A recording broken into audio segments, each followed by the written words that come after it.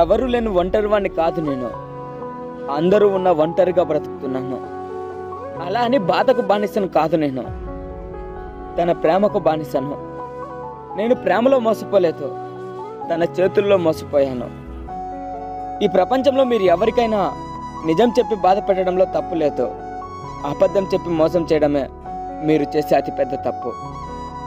మీ మాటల్లో అబద్ధం ఉన్నా పర్వాలేదు, కానీ మీరు చూపించే ప్రేమలో అబద్ధం ఉండకూడదు. ఆలోచించుకోండి.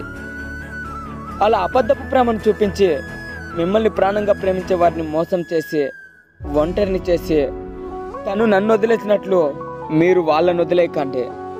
ఆ బాధను భరించడం చాలా కష్టం. నాకు అప్పుడప్పుడు అనిపిస్తూ ఉంటుంది, కాలం మళ్ళీ వెనక్కి తిరిగి వస్తే బాగుండు అని. ఎందుకంటే నా ముసిముసి నవ్వులన్నీ ఆ గతంలోనే ఆగిపోయాయి.